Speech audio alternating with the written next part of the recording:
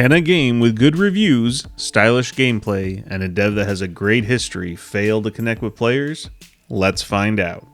Ladies and gentlemen, welcome. I'm BD, and this is Did Anyone Play?, a series where we investigate, analyze, and determine the truth about how much gamers have actually played the game in question. A reminder that we aren't concerned about sales numbers or popularity here. This is not a review. This is certainly not about feelings or any silly PC console wars. All games are treated equally in our analysis, and we always let the data do the majority of the talking. Our goal, as always, is to learn and hopefully help everyone better understand that strange creature we call the gamer. Drop a like or sub to the channel if you want more of these types of videos, and a quick spoiler warning to anyone concerned as we may be talking about some elements of late game progression. So let's find out if anyone actually played Deathloop. In any good analysis, we first have to understand our subject. Deathloop is a first-person shooter developed by Arcane Lion and published by Bethesda. The game is a lethal version of Groundhog's Day, where you take on the role of Cole Vaughn, an assassin stuck in a time loop on an island. The goal of the game is to relive days over and over until the player can take out all 8 targets called visionaries across the island before midnight. If that's not accomplished, the loop resets, and Cole has to start the day all over again from the beginning. The player uses various guns, stealth, powers, and gadgets to move and murder throughout the island of Blackreef. Deathloop has a stylized aesthetic and resembles a world living in the 1960s. The game was released in September of 2021 for PlayStation and Steam. Now, we can look at the launch conditions. Launch conditions for a game can be a critically important factor in determining success or failure, but they can also have a significant impact on how gamers ultimately engage with the game. So we use 4 major factors to put into context the launch conditions, and those factors are pedigree, competition, hype, and reviews, and we'll give each one a rating just for some context. As always, let's start with pedigree. As we said before, Deathloop was developed by Arcane Lion and published by Bethesda. What other games has Arcane Lion worked on? Well, titles like Dishonored 2 and Wolfenstein Youngblood, with Dishonored 2 getting high 80s for their Metacritic score. Youngblood was not as well received, so the track record here is slightly mixed, but we also have to look at the publisher Bethesda. Bethesda has been around since 1986, and has published some of the most successful gaming franchises ever, with Elder Scrolls, Fallout, Dishonored, Doom, and most recently Starfield. So I think it's an easy call that the pedigree for Deathloop is strong. Next, we have to focus on the competition that surrounded Deathloop when it was released for PlayStation and PC. What was happening in the gaming release schedule around September 14th of 2021? A few of the larger titles coming out around that time were NBA 2K22, Kena Bridge of Spirits, and Diablo 2 Resurrected. We will consider these the competition for Deathloop, but none of these competitors fit into the same genre, so clearly competition was weak at the time of release. Now, hype can be a dangerous thing. It can set expectations too high to be obtained, and can make a lot of gamers purchase a game they would have otherwise skipped out on. It can also launch a game into orbit if hype meets expectations. So what level of hype was Deathloop experiencing around launch? If we look at Google Trends compared to the competition at the time, we do see that Deathloop had solid interest around launch. It matched interest levels of Kena, was a bit lower than Diablo 2 Resurrected, and significantly lower than NBA 2K22. Based on the data we have here, hype was average for Deathloop. Now, how is the critical reception to Deathloop? Metacritic has it at an 88, but if we look at the larger outlets, we see something significant. GameSpot gave it a perfect score. IGN gave it a perfect score. Game Informer was at a 90. These are incredible scores from influential sources, and would give anyone the impression that Deathloop is a Game of the Year contender. And real talk, Deathloop won Best Game Direction and Best Art Direction at the 2021 Game Awards, and was nominated in many other categories, including Game of the Year. So for reviews, Deathloop is definitely strong. Alright, now that we better understand the game and the launch conditions, we can continue our analysis to determine if anyone played Deathloop. To do this, we select 5 distinct milestones from the game. These are represented by trophies and achievements that help to evaluate player progress and player retention. We then compare the results of these milestones against our proprietary DAP database. As always, we choose 2 early milestones, a mid-game milestone, a game completion milestone, which is the most important, and finally a rare milestone to help us see the full picture. Marketing for Deathloop was mainly focused on PlayStation, so we will use PlayStation as our main target for our initial analysis. Milestone 1 is called Good Morning Blackreef, and as you would expect, this is essentially the tutorial mission. The game spends about 10 minutes having you move through the world, introducing you to the basic gameplay mechanics and a bit of the story concept. It's easy, linear, and has some decent style to it. All that being said, we find that 83.4% of PlayStation players who started Deathloop made it to this first milestone. We'll take note of that and move forward. On to milestone 2, we have Welcome to Blackreef. Not the most original title, but it is what it is. A player achieves this milestone by completing the first proper mission in Deathloop, called The Longest Day. It's part of the story, it cannot be missed, and it familiarizes the player with more of the gameplay mechanics and what you need to do to escape. How many players ended up completing this milestone? 42.4%. That means that after running through one proper mission and getting players into the world, the game has retained 42.4% of players that gave it a go. This is very early in the game, so some potential warning signs here. But perhaps milestone 3 will show that Deathloop held on to players from there. This is a mid-game milestone we've chosen, and it's called Ensemble Tragedy. To achieve this milestone, the player must kill each visionary in the game once. On the surface, this might sound hard, but it's actually something that must be accomplished to continue the story, so it can't be missed, and it doesn't have to be completed in a single time loop. So how many players stayed with the game until milestone 3? A whopping 19.2%. Deathloop has lost 80% of its players on PlayStation before they can kill each visionary at least once. What about finishing the game? The always crucial milestone 4, called One Perfect Day, is awarded for actually completing the story of Deathloop. And here we have a bright spot. 15.5% of players completed this milestone on PlayStation. It's a fairly small drop from milestone 3, indicating that the players that have invested the time into the game mostly saw it all the way through. And finally, the rare milestone 5 chosen for Deathloop is called Quantum Solution. This is achieved if the player can kill all versions of Wenji within a 90-second period. Only 1.7% of PlayStation players achieve this very rare milestone. So this is our final tally for Deathloop PlayStation milestones. Of course, that's just the start, because now we can use those numbers to figure out how Deathloop stacks up against everything else and find out if anyone truly played this game using the DAP database and our best friend percentiles.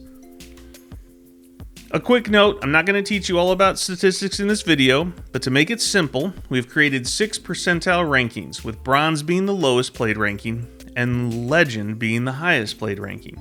An easy way to understand percentiles is to say if a game reaches the legend rank, for example, then it is in the 95th percentile, meaning it has scored better than 95% of all other games in the database. The beautiful thing about this method is that as we add more and more games and results to our DAP database, the analysis only grows in power and accuracy. Currently, we have over 200 entries in the DAP database. Now let's deal with the question we all want to know the answer to and why we're all here. Did anyone play Deathloop on PlayStation? To determine if anyone played a game, we have to evaluate how the percentage of players that finished the game compares to the larger sample size of all types of games, hence the DAP database. For Deathloop on PlayStation, we know that 15.5% of players completed the story. Knowing this and applying it to our percentile rankings in the database, we can calculate what ranking Deathloop gets. Here we go.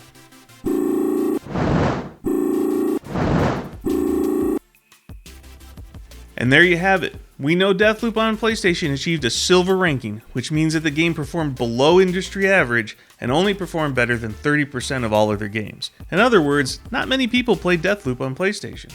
But now we can go further, because we also have Steam and Xbox results for these milestones for Deathloop. Some notes for this new data focused on Xbox. Deathloop released on Xbox Game Pass 1 year after their release on PlayStation and Steam. So the game was a year older, but accessible on Game Pass, and a property made by a company acquired by Microsoft Xbox, so we would anticipate there should be some real excitement around it arriving on the platform. Graphically, we represent PlayStation in blue, Steam in red, and Xbox in green. We also have added the DAP database averages for each milestone in gray for comparison purposes. As always, all three start at 100% and show how they progress. Here's the data laid bare in our raw milestone progress chart. What exactly do we see in the data? First off, we see that Steam, in red, trends better than PlayStation out of the gate, retaining players better. Secondly, Xbox players drop off is dramatically worse than the other platforms for Milestone 1. As we move to Milestone 2, you see that the alarming trend for Xbox continues, losing 80% of its players before finishing the first basic mission, while Steam continues to perform better than the others, staying above the DAP average, while the other platforms fall below. For Milestone 3, the numbers for Deathloop are still dropping, and as we saw before, player retention flattens a bit to Milestone 4 as players stay on to complete the story, with Steam ending in a solid place. Finally, with our rare Milestone 5, it's a bit harder to see here, but PlayStation actually jumps ahead of Steam, leaving it with the best final player retention by a very slim margin. Now, we can determine if anyone played Deathloop on Steam or Xbox using our database comparison, and we see that Deathloop on Steam achieves a gold rating, meaning above industry average and higher than PlayStation Deathloop, but Xbox never gets out of the bottom 10th percentile and stays unranked. No one played Deathloop on Xbox. Now there's a lot to unpack here. We can tease out some other observations by looking at these results in different ways. It's time for the deep dive. Let's start with progressive player loss. Each milestone shows how many players have stopped playing the game at that particular point. You can see that all platforms follow a similar trend line, but the loss on Xbox is extremely fast at early stages. Most of the loss is at the beginning, and it's a bit crazy to see that Xbox loses 36% of its players in the first 10 minutes, and then loses another 42% by the end of the first proper mission. The fact that on Xbox we've lost 79% of players by Milestone 2 really shows that there's no player retention happening here, but Steam retention is a bright side. We do see that for Deathloop, not all platforms are equal, but there's something truly significant happening on Xbox that's worth taking note of to see if there are trends with other Xbox titles in the future, or if Deathloop is just an aberration. Another view of the data we can use is milestone player retention. This calculation only takes into account the player population loss as compared to the previous milestone and avoids certain data bias, so it makes the direct comparison a bit easier. What you see here is that at every milestone marker, Xbox has the largest negative percent change, so no matter where we are in the stages of gameplay, Xbox is losing the most players by percentage. We also see that Steam has better milestone-to-milestone retention early on, which is to be expected from the other data, but at milestone 4 and 5 it shifts to favor PlayStation. How about completionist? How did the rarest milestone shake out on the different platforms? One quick look and we see that PlayStation had the largest slice of the completionist pie, followed closely by Steam, and unfortunately again, Xbox shows very low results for their players completing the rarest milestone. Finally, we check on the early versus late game retention. When you read a chart like this, the best performers are further away from the center of the circle. So if we look at our early milestone performance, we can see clear separation between the platforms, with Steam being the best and Xbox the worst. Endgame retention still has Steam on top and Xbox the worst, but PlayStation closer to Steam's numbers. Finally, at completion, we see that PlayStation is the best and Xbox cannot improve its standing at the end. Let's take one final look at the platforms and milestones ranked in full. Please take note that this comparison only works within the same game and the same milestones. This would not be valid to compare different games on early or mid-game milestones, as their properties can drastically vary from game to game. Remember that milestone 4 is where we really determine if anyone played the game, because it's the main story completion marker. But still important are the earlier milestones that show if a game has really hooked the gamers. For Deathloop, the first milestone for PlayStation is solid, and Steam is great with a platinum. But you see a weakening of rankings on PlayStation going from gold to silver and then bronze right before it bounces back up to silver to finish out the game. Steam holds above average until the end, which is a very positive story. Xbox is just a bit sad, as it quickly drops to unranked and stays there until the story ends. Let's wrap this up. So what are our major takeaways from all this? While player retention did vary by platform, overall, Deathloop struggled to retain players throughout all stages of the game. Xbox player retention was by far the worst, but why? It's possible because it came out a year later. It's possible because it was part of Game Pass. It's perhaps because gamers might stick with a game longer if they properly pay for it. All of these things we should be keeping track of. It could be part of larger trends within gamer groups. We'll just keep an eye on it over time. Steam player retention throughout the story was best. PC players might have more of a connection to Bethesda titles because of the history with that publisher. Perhaps Deathloop resonated better with a PC audience. PlayStation player retention for rare milestones was the best. This could indicate that PlayStation players are more active milestone hunters, but Steam did perform similar to PlayStation, it just got edged out at the end. So Deathloop had a huge amount going for it. No real competition, good studio, great publisher, solid hype, and amazing reviews. In spite of all of that, Deathloop did not connect strongly with the players that gave it a try. Steam was a bit of a bright spot, but PlayStation and Xbox did not engage with this game. For all the awards, reviews, and hype, not many gamers really ended up playing Deathloop. For a Game of the Year contender, that's kind of crazy.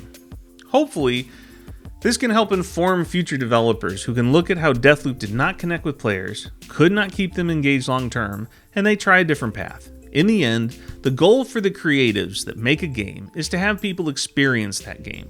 When we look at the numbers, Deathloop missed the mark, and it's always sad to see so much hard work put into something that so very few will ever experience. And that's a wrap.